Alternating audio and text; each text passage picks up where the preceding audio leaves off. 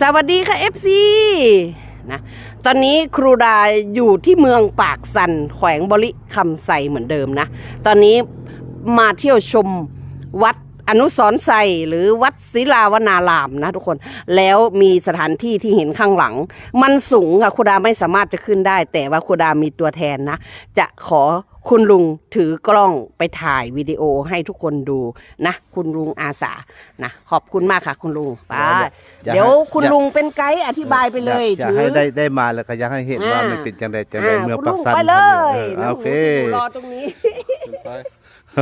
อธิบายได้เอา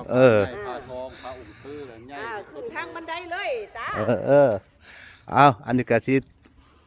เริ่มต้นที่ขึ้นไปหาหอพระใหญ่พระทองแห่งเมืองปากสันวัดอนุสรณ์ไซบ้านอนุสรณ์ไซครับมันสูงหลายเจ้าของมันวิดีโอเพื่อนนี่ก็ขึ้นบ่ได้ก็จะได้เป็นตัวแทน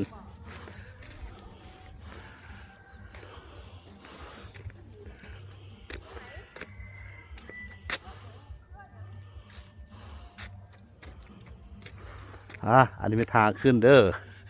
ทางขึ้นหอพระทองพระองค์ใหญ่ของเมืองปากสันบ้านอนุสรณ์ไซ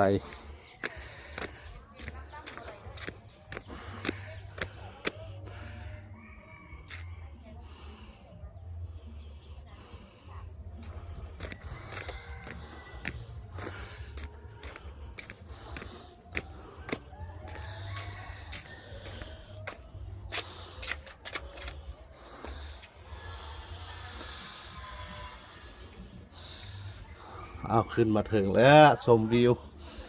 ธรรมชาติ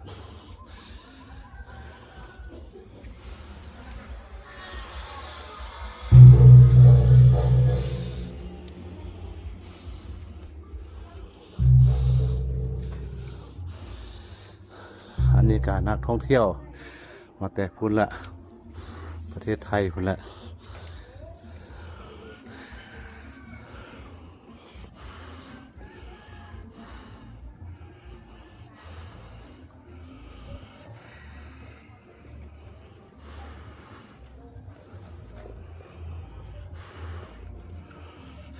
เขาหลายก็ไม่ใช่เนาะ